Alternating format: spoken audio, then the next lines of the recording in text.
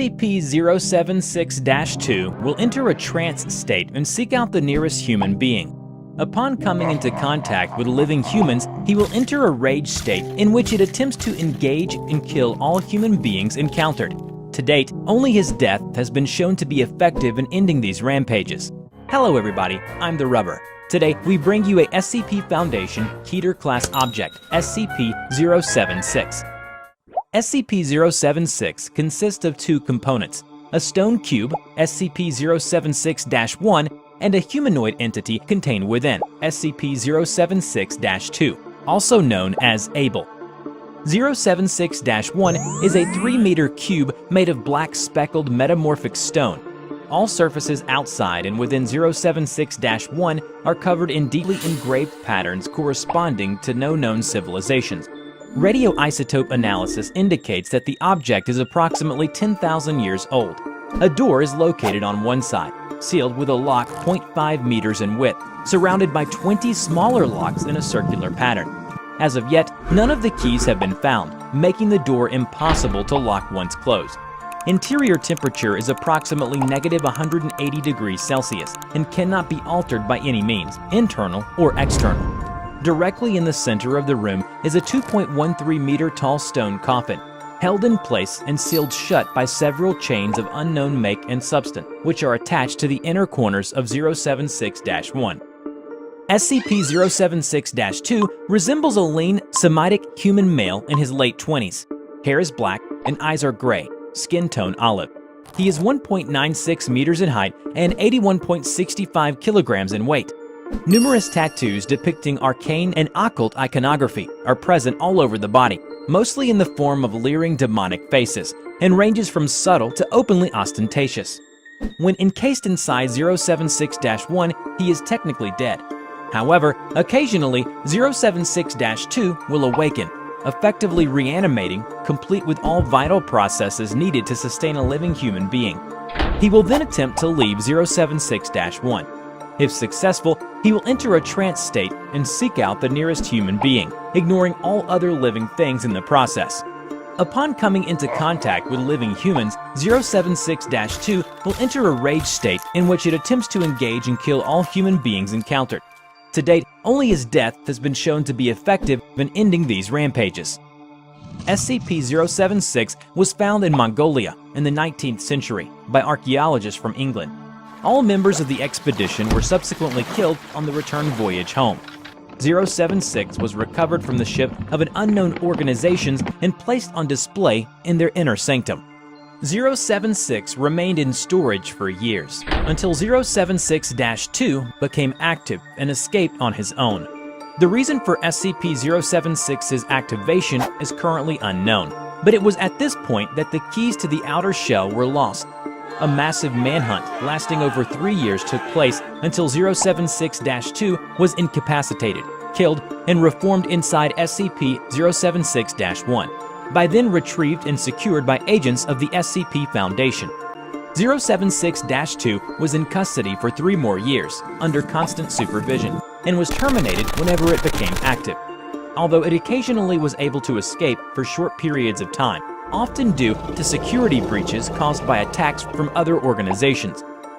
SCP-076-2 either possesses a mind constructed much differently than our own or is completely insane. 076-2 has shown that he is completely disinterested in sex, barely differentiating between genders except as a form of visual identification.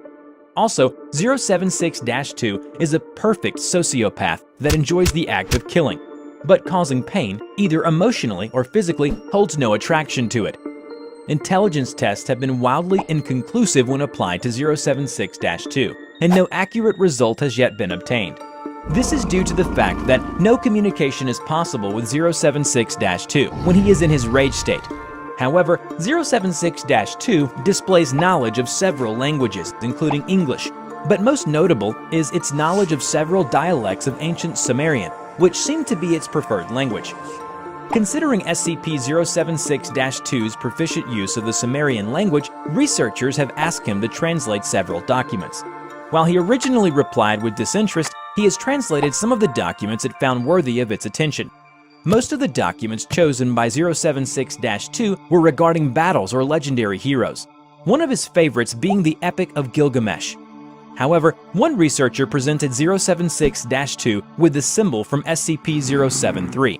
Upon sight of this, 076-2 became highly enraged, killing several of the researchers before its kill switch could be activated.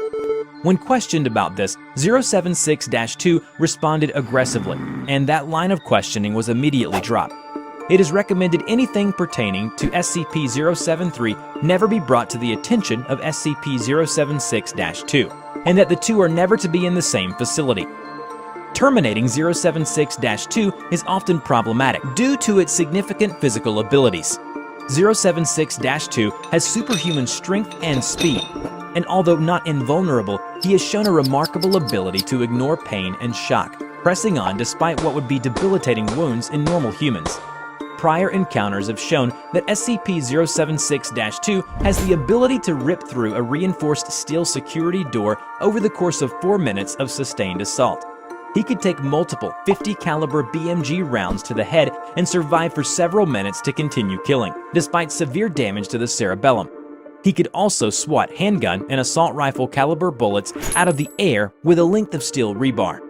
Foundation's personnel have also seen him clear over 64 meters of distance in under 3 seconds, and survived for over 1 hour deprived of oxygen before finally asphyxiating. SCP-076-2's most unusual ability, however, is his ability to apparently materialize bladed weapons out of nowhere. Slow-motion video footage reveals that the blades in question are actually pulled from a miniature dimensional rift described as a small hole in space. Where this portal led is unknown, as is how 076-2 can generate said rifts. Footage of the blades in question shows them to be made out of a completely non-reflective black material appearing as a black void in space. As the blades rapidly vanish after leaving the subject's possession, no structural analysis is possible at this time. However, having superhuman ability doesn't make him indestructible. 076-2 has effectively been killed several times in various manners, such as sustained fire from multiple heavy caliber machine guns, asphyxiation, crushed beneath a 13.6 metric ton piece of elevator equipment, and cremation through the use of a thermate TH3 grenade placed directly inside SCP-076-2's open chest cavity. Upon death, 076-2's remains will putrefy rapidly until reduced to dust.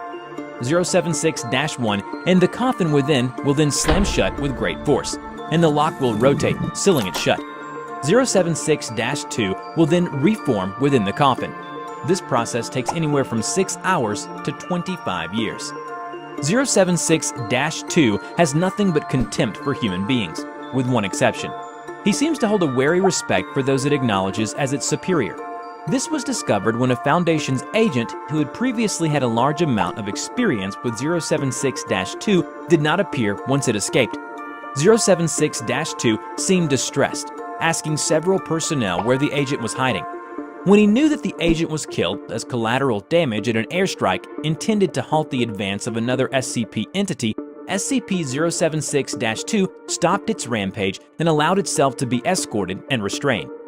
When asked about the sudden drastic changes in his behavior, 076-2 replied, "Because unlike you, he was a challenge, a real enemy. He managed to shoot me in the head over several times. A man like that deserves to die in combat, not in some destruction ordered by cowardly kings and princes safe in their palaces. The rest of you disgust me. I don't even have the urge to strike you down." This indicates a possible psychological inlet into SCP-076-2's mind and a possible control mechanism. Due to his high intelligence and physical abilities, he was put into an elite unit set up by the SCP Foundation, named Mobile Task Force, MTF-Omega-7, nicknamed Pandora's Box, tasked with containing supernatural, alien, and other mysterious phenomena.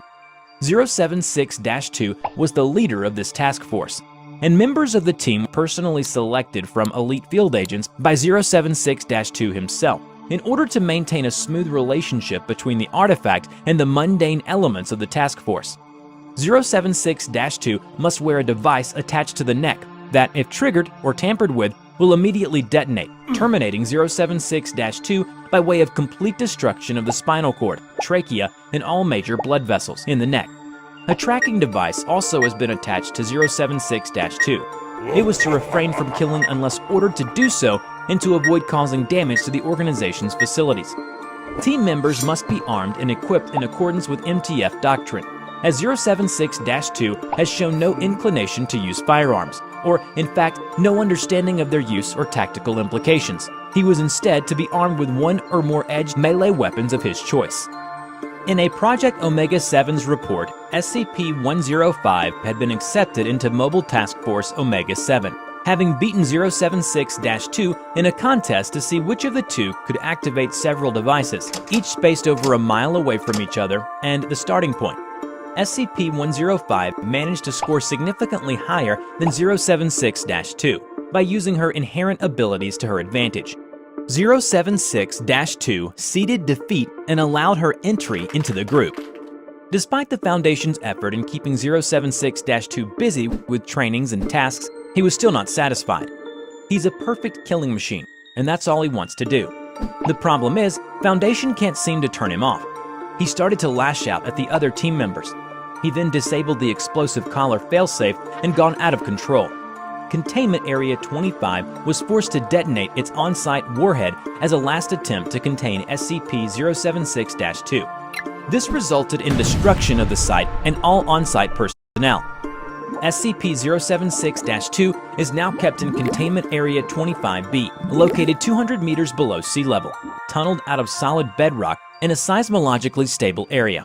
Sole access to the containment facility is to be through a vertical elevator shaft separated every 50 meters with a reinforced blast door constructed of 20-centimeter thick material shielding.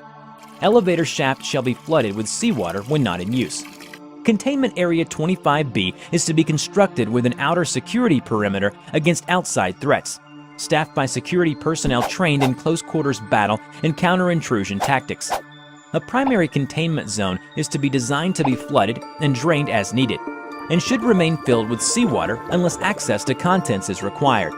Also, a 150-meter killing corridor, which is to be the sole access to the primary containment zone. A security station located at the entrance to the killing corridor is to be staffed with no fewer than 3 armed security personnel on watch at any one point in time. In the event of a full breach, all on-site staff are to proceed immediately to the closest security station for weapons and armor distribution. Staff will remain at Alert Condition 1 until SCP-076-2 is confirmed neutralized. Should 90 minutes pass after declaration of full breach without a stand-down order being given by Level 4 or higher personnel, final contingency measures will be activated, flooding the entire facility in seawater and sealing off the access shaft for a minimum of 24 hours before retrieval is attempted. This will, by necessity, result in the deaths of all on-site staff. Before we end this video, we are proud